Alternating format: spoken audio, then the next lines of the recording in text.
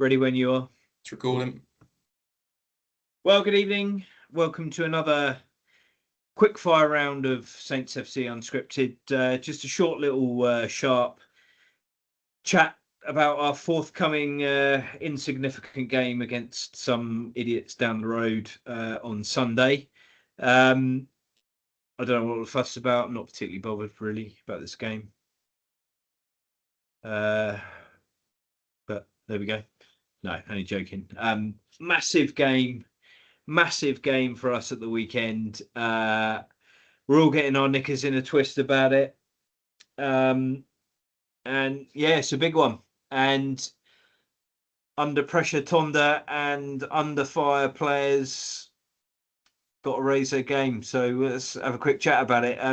Should we start by talking about our memories of the South Coast Derby and what it means to us, and anything significant you can remember over the years about playing those fishy fuckers from down the wrong end of the M27. Who wants to go first? Lee, do you want to go first? Yeah, I'll go there. Well, many moons ago, I used to be a groundsman on the pitch, doing the divots at halftime and everything. And my first one was the 3-0 win at home when Jason Dodd scored direct from a corner. I don't know whether you can remember that. And Beattie scored and Marion Pahar scored that absolute beauty. So that's my earliest memory of it. I didn't go to the 2-1 win when Crouch scored a penalty. Didn't go to that. And then obviously the last one, the 4-0 hammering at Fratton Park, where Danny Ings destroyed them.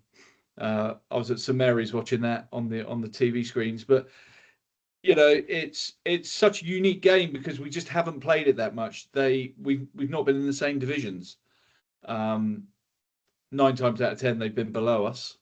Very, very rarely have they been above us. But you know, they've got a bigger trophy cabinet than us with all the trophies they won pre-war, which count. But yeah, anyway, I digress. So we've not been in the same division, so we've not had a chance to play each other. So it's happened so rarely. It's not like Everton and Liverpool that play each other week in, week out, or Arsenal and Tottenham year on year, year after year. It happens all the time. This rarely happens. And for both teams, now I've had Portsmouth fans tell me, I know, unfortunately know a few, they're all right. They would accept going down to beat us and have the bragging rights over us. Mm-hmm. I mean, that's how tin pot they are. That's extreme. It's ridiculous. They would rather go down and get relegated if they could beat us. I mean, what's that all about? I don't know. But that's what it's all about. I think, in my experience, the blue half, they hate us with a passion, properly hate us. And we, as much as we hate them, we're not as vile with it, I don't think. I think they're bordering on disgusting with it, and we're not. But yeah, I mean, it's a massive game. Doesn't happen often, and I'm excited for it. What about you, Dan? I mean, you're obviously a lot younger than Lee and I, so you must have fewer memories of it than we do. Yeah, my first one's 2005, where Crouchy scored in the last minute. I went with my old man. That was my first South Coast derby. And what one to go to? Sat on the halfway line, going absolutely mad. When Crouchy scored that. So that's the first of many happy ones because they're just an odd bunch, aren't they? You know, because they've been, you know, we've openly been saying that we think they're going to beat us. And it took for us to lose last weekend, them to win, for them all to crawl out the woodwork and their mum's underwear and start piping up. So it's just a weird bunch of people. You know, but we had some good memories. Yeah, some good memories. Like Lee said, it is a good one because we don't get to play them every year. But it is a mentality that they have, that they're okay with getting relegated as long as they have the bragging rights over Southampton. Tough place to go. You know, really tough place to go. I've been fortunate enough that I played at Fratton Park in front of sort of 700 people. And I've played at St Mary's, and they are two very different stadiums. Yeah. You've got some breathing room at St Mary's, and you can, be in your own thoughts and stuff like that. But Fratton Park is a scary place to go. It really is. Everyone's on top of you. The stands are built up higher and stuff like that. Just feels like you're in a shadow wherever you go, sort of thing, that someone's behind you. So don't know if we've got anyone in the change rooms ready for that. That's my thought. But yeah, we've had some good memories, haven't we, over the years? That's for sure. Was the last time we played them in that? Was it that cup game before? Obviously September. Yeah. And obviously the most recent memory, that September one, what a dull game. That's horrible all round, wasn't it? They were horrible. We were horrible. Just crap 90 game. minutes. We're never going to get back. And I wish we could. If I could get a refund on them 90 minutes, I'd cash those in first. What about you, Matt? Because you're the oldest of us all, so you must have. Oh, well, I was scratching my brain earlier, trying to sort of think, and I've never, apart from this season's home game, I've never been to the South Coast Derby. Are you sure it's not just memory loss from your age? No, I've never. Just thought I'd check.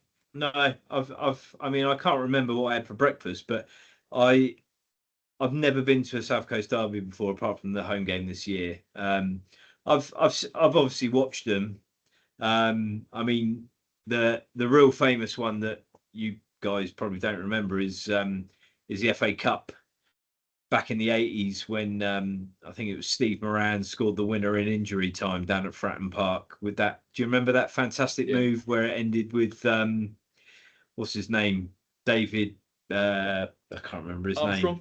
David Armstrong crossed the ball in, and Steve Moran came in at the far post, and John Watson and Southampton have won it in injury time, and absolutely brilliant. The scenes in the end with the Saints fans just going absolutely wild was great.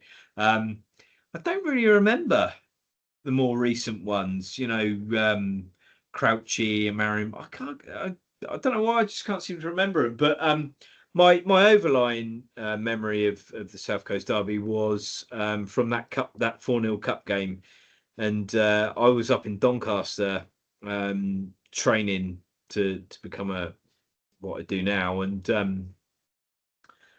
it was a midweek game, wasn't it? And I was sat in a pub on my own in Doncaster with this tiny TV screen that was sort of turned at an angle. I was sort of having to, reach over to see it, and sat there all alone watching this game, and just what a night that was. And Danny Ings was formidable that year when he was such a great player. But that was it. But you're right, boys. They're a different breed down there. They're a lot more serious about it than I think we are. I mean, as much as I want to win Sunday, we need the points.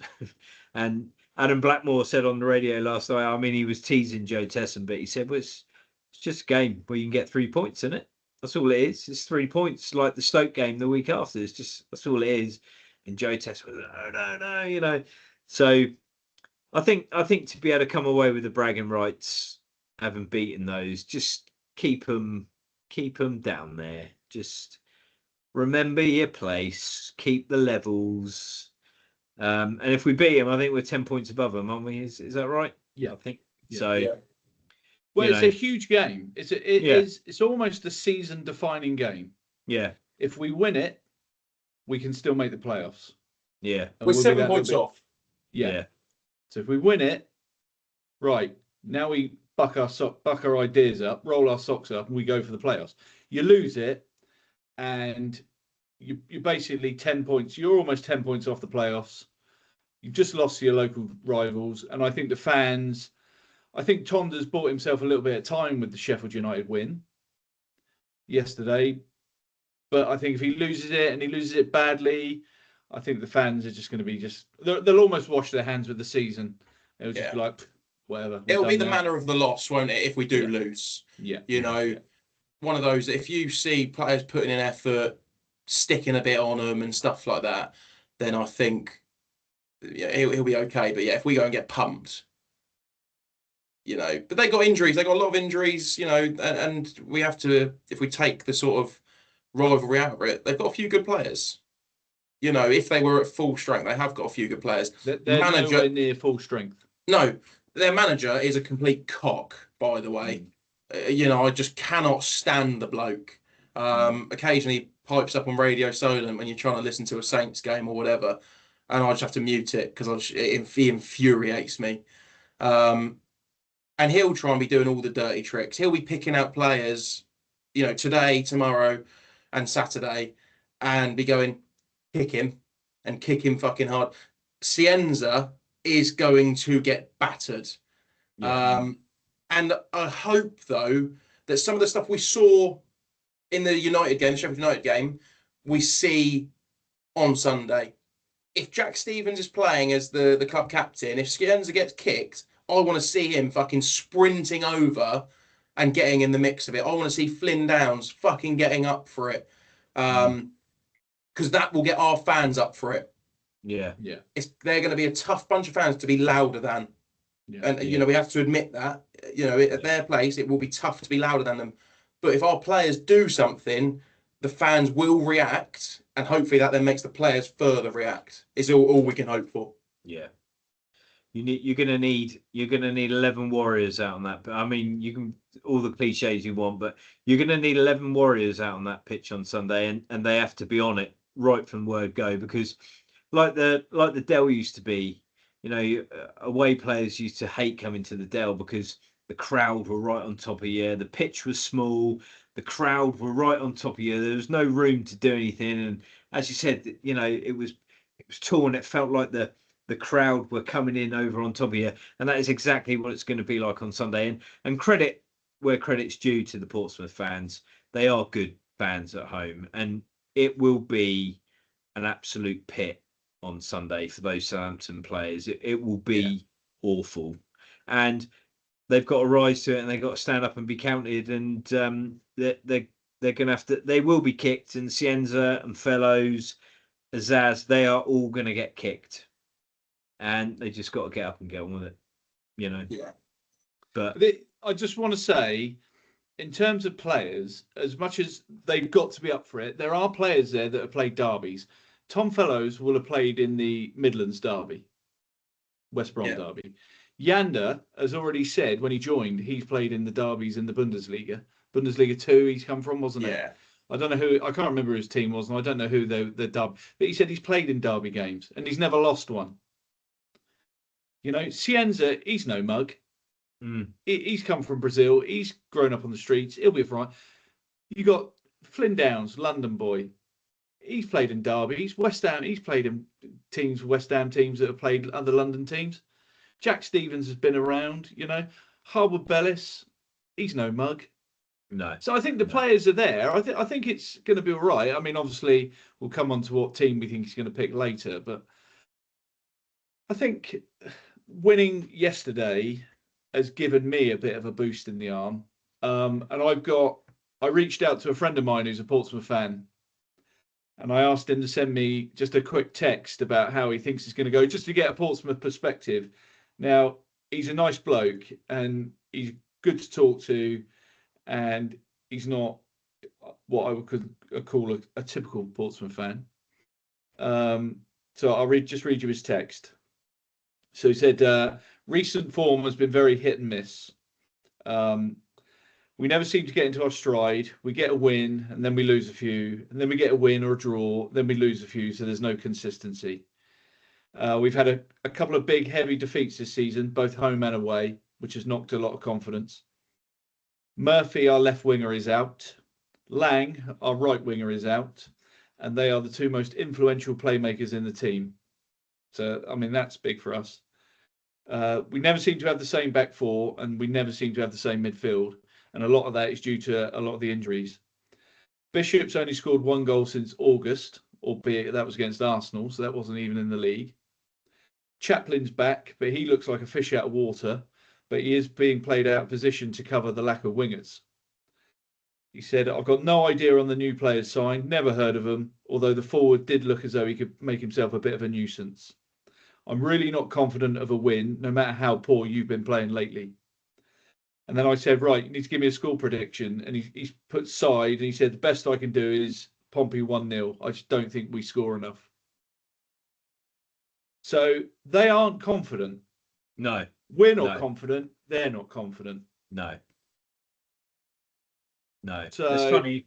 There are some. I mean, I used to work with some Pompey fans, and most of them used to give me a bit of grief about it. But there was I've always been just, I just like football, and I used to go in, and I used to try and talk to football about them, but it was always, one way. It was never. They were not interested in what was going on with us. Whereas I'd go in and say, Pompey had a good win the weekend, blah blah blah. It didn't come back the other way, and that's absolutely fine. That's absolutely fine. But yeah. So I there are some decent Pompey fans out there, and your mate sounds like he's one of those. He's a nice guy. The thing I find with them, right? I've always found with Pompey fans, like, I couldn't give a shit what they do. A little bit more this year, but in previous years, I've never looked up their score. Yeah. I don't care, and I just get on with supporting Saints. Anytime I've met a Pompey fan, they know exactly what the Saints score was. They know how many fans were there. They know exactly what our transfer business is. They know everything. I can remember at my old job, someone came out to fix something in the barn, in the greenkeeper shed, and he was a Pompey fan, and he started reeling off the history of Saints, how many trophies we'd won compared to them, our attendance compared to them, how much money and I'm like, you're a Pompey fan, yeah? You're telling me stuff I don't even know, and I'm a lifelong Saints fan. He was like, whoa. Don't worry about us, mate. Just worry about yourself. Yeah. And it's just like, that's how just obsessed they are. Yeah. We live rent-free in their head. We really do. And that's why it means so much to them that they beat us on Sunday.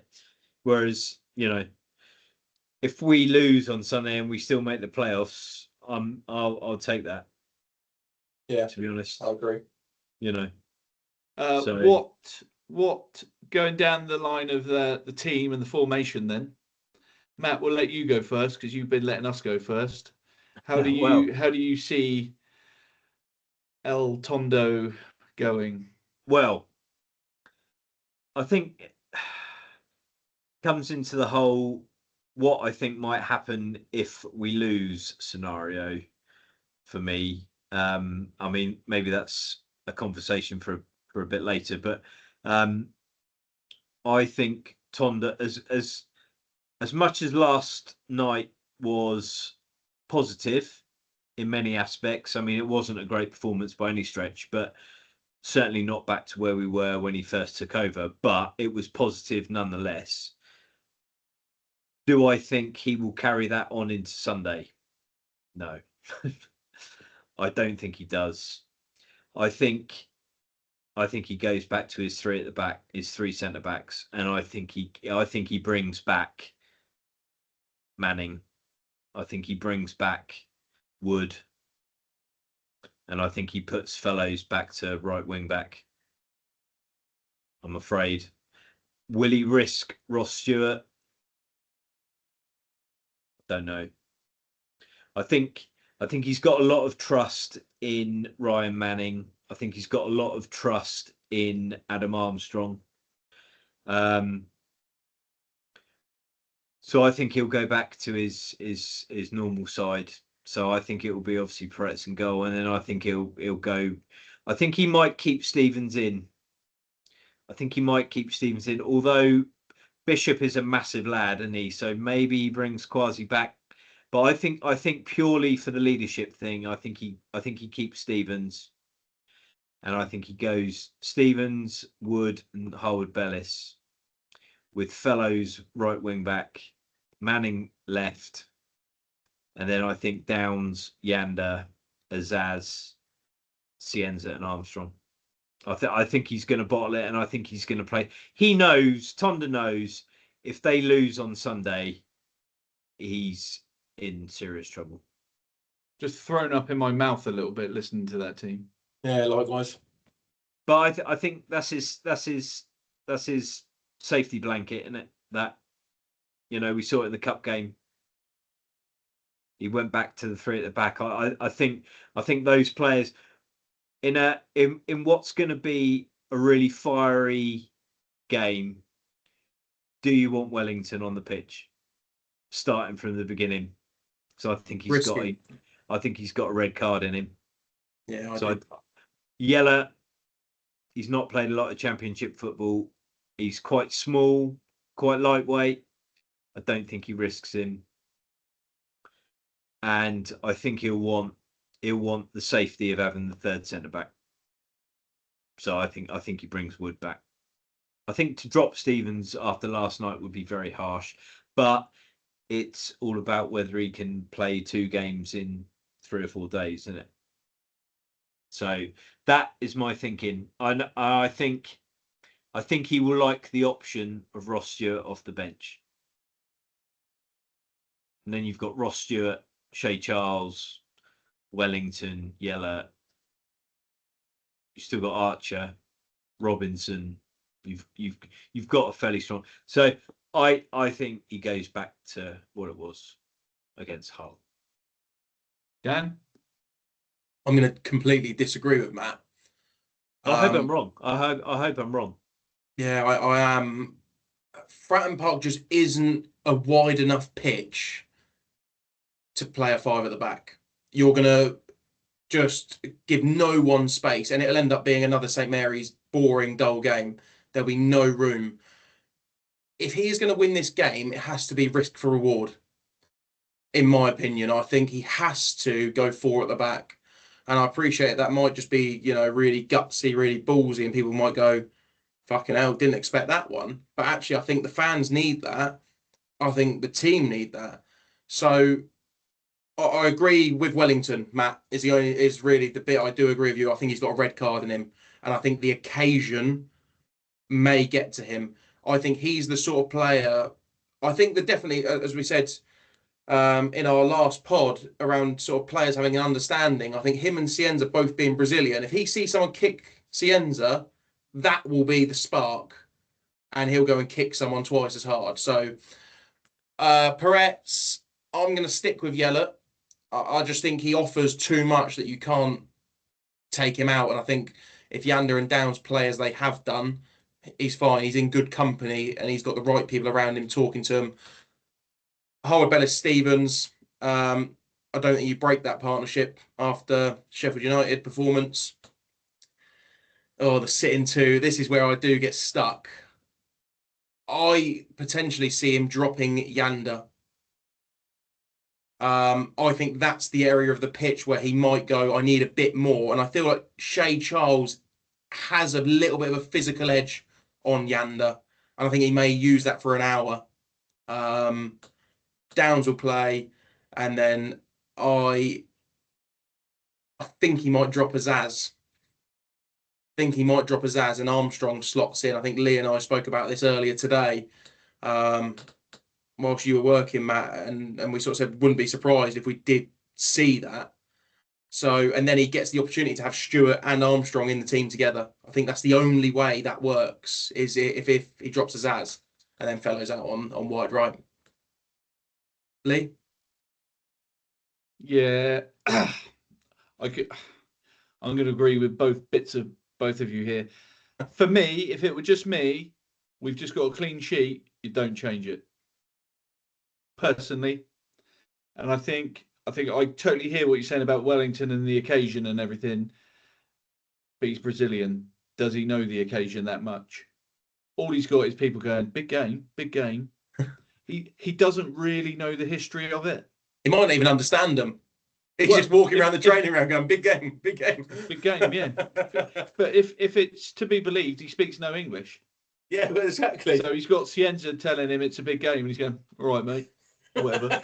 But for me, it's only me. I think they showed seeds of recovery last night, and as much as Sheffield United are poor, they still know what they're doing. They've still got some decent players, and they kept a clean sheet. And for me, it would be harsh to break that up. Yeah.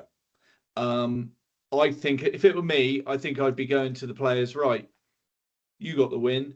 I'm going to back you. Go out and do it again. And I'm not sure I'd change it. For me, Ross Stewart has to start. He has to start. Adam Armstrong's looked off it for the last few games. Ross Stewart offers us something completely different. He holds the ball up. He's deceptively quick as well, Ross Stewart. He's deceptively quick. He's a willing runner runner with those massive long legs. Yeah. I think Dan's already pointed out we spoke, and another friend of mine said he could see Azaz making way for Shea Charles, and Shea Charles playing in the 10, which could potentially give you a little bit extra in midfield with Downs, Yander and Charles, that sort of triangle. For me, I thought Yander was brilliant. I wouldn't drop him. Yesterday, he made a few runs with the ball that he was doing 6-8 weeks ago when he was really playing well. And that's the first time I've seen him do that in a long time. So only my opinion, and again, I might be wrong. I don't think he changes the team. I think he sticks to the same team.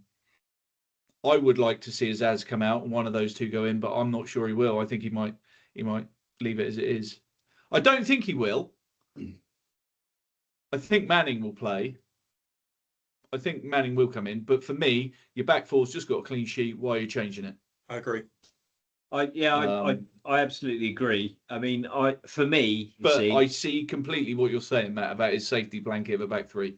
You see, for me, it's interesting what you said, Dan, when you said Tonda's looking at it, how can I go and win the game? Because I don't think Tonda's looking at it like that. I think Tonda's looking at it like, how am I not going to lose this game? I don't want to lose this. I cannot afford to lose this game. He must know that if he loses this game, he's almost done. It's the manner of defeat. You know, if we lose 3-2 and we played well and they've got a spawny header last minute, you're like, all right. But if they go and do us 3-1 and we're pathetic, then he's in trouble. But even if we lose, I think those fans that are in the ground Sunday, I think they'll turn even more than they already have. I just think he looks at it.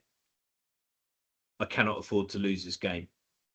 I've got to try and keep a clean sheet. I've got to try and not concede a goal. But he's just kept a clean sheet.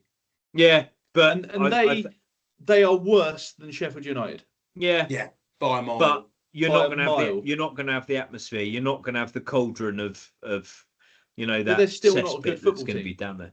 No, but and you say to Fellows and Cienza, you go, right, go and destroy them. Now's your time.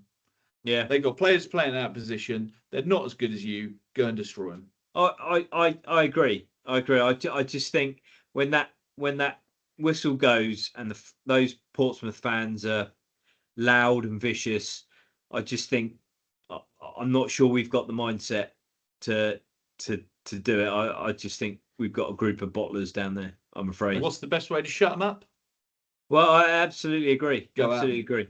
That's interesting. It's all good opinions there on it. It's it all starts with how our fans get to the game as well, though, isn't it? You know, because there's one way into that fucking place, so they're going to be lining the streets, throwing shit at the coaches, the players, coach, everything. They're going to try every little thing to put them off. That's how much it means to them. The fucking Sardos had people waving them off up to Southampton before. Fucking hell, they're not going to war. It's a fucking football match. Yeah, but I think that's what they think, don't they? Honestly, but it is. They are going to set the tone with all of that. Yeah. And obviously the police will be everywhere. It will be covered. Our fans are obviously got to be there 3 hours before kickoff. I think the coaches are leaving at 8. 7:30. First coaches leave. 7:30. So it's little things like that where they will try every bit to get a step up, an advantage. If they can delay our team coach by 10 minutes, I think. They'll try and gain every little thing. The only bit I'd like to mention is obviously we've got this new fella as part of the staff. Has he got any weight with Tonda to go? Because isn't he the analytics guy or something like that? And so isn't he going to turn around and go, well, like Lee said, don't fix what isn't broke, mate. The stats say we just got a clean sheet. Don't fucking change it. Yeah. So you know, there's more people around Tonda, and I feel like he's actually probably in a better light than Will Still was when we saw them last time. I feel like he does know how to get the best out of the team, and I don't think Will Still did. No. Okay, should we do a score prediction? What do you think, guys? Dan? Oh, you're going to put on me first. I still think we're going to lose. Okay. I think we're going to lose 2-0. 2-0. Yeah, I do. I really almost hope that my negativity, you know, again, I know the players watch us and listen to it, so sort your shit out, fellas, and go and prove me wrong, please, happily. Yeah. Lee? I got a prediction in here and a prediction in here. Yeah, I went with that one. So after Hull, I was absolutely convinced we were going to lose the next two. After last night, I did see some shoots of recovery. Fellows is back playing somewhere near he was before he was injured. Cienza has scored, which is going to give him a big boost. The defence has kept a clean sheet. Peretz is clearly an upgrade in terms of being a goalkeeper, not in terms of kicking, but being a goalkeeper. If he plays four at the back and Fellows and Cienza are wide, I think we'll do them. And I think we could do him 2-1, 3-1. If he bottles it and he plays Manning and three at the back, I can see us losing. That's not an answer at all, is it? No. Can I give a double score prediction then, based on formation? That's nonsense. I'm going to go Saints 3-1. Saints 3-1. Fucking hell. And I'm going to go Fellows is going to get his first goal. Ross Stewart's going to score. And Jack Stevens is going to score. And he's going to give it to the big one, to and that he's going to give it in the beans. Because I just don't think they're very good. And I think if Saints players put it in, they'll beat them. Come on then, Matt. Well, yeah. You don't want to, do you? You just want to end this. I don't. I think it all depends on the first sort of 10, 15 minutes and how the players react to the vitriol that is going to be thrown at them from the webbed-fingered friends down the road. Even though we won last night, I think the defensive frailties are still there. You know, when Sheffield United did get at us, we looked frail at times. I just don't think I just don't think Tonda's got the kahunas to stick with that four at the back. I just can't see it. So I think he will go back to his 3-5 at the back. I just don't think we've got enough players that will. Firstly, that Saints mean enough to them to want to go out and get hurt and take the hits. But I just don't think we've got a group of players that have got the backbone to deal with the situation and the occasion. And I think the home game, you know, the build up for 2 weeks on the radio was just ridiculous, wasn't it? And I think everyone just got so overwrought with the fact that there'd not been a league meeting between the two teams for years and years. I think it just got lost within all that. It's not been the same for this game. It sort of almost passed by and snuck up on us without a lot of talk about it. And I don't know. We're going to have to do a Who Wants to Be a Millionaire here, Matt. We need an answer from you. Yeah, I know I've dragged it out. I'm trying to explain my reasoning, but I think it's I don't know. I think it's going to be a damp squib. I think they'll cancel each other out. I'm going to go with 1-1. Okay. 1-1, and I think Azaz is going to get the goal. Oh my God. And then that will be the start of a little upturn in performance from him. So I think he was there or thereabouts last night. He just, if he'd stuck that early one away at the far post, I think he could have taken off again. So Yeah. 1-1. So I mean, what do we think the situation will be? I mean, I think Tonder's in last chance saloon. Personally, I think, as you said, Lee, last night has bought him a bit of time. But if we lose Sunday, I think it's very hard, not only for Tonda, but I think it's very hard for Sport Republic to come back with any goodwill in the bank from the fans. I mean, I'll go first for this. I think if they lose Sunday and they lose badly, I think he's gone.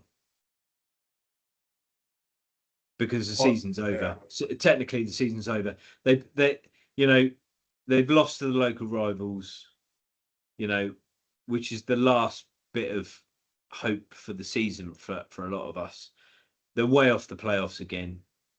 We're so far off the playoffs. We need to nearly win all our remaining games to be certain of finishing in those playoff places, and I just can't see that happening. So I think if he loses and he loses badly Sunday, I think he's gone.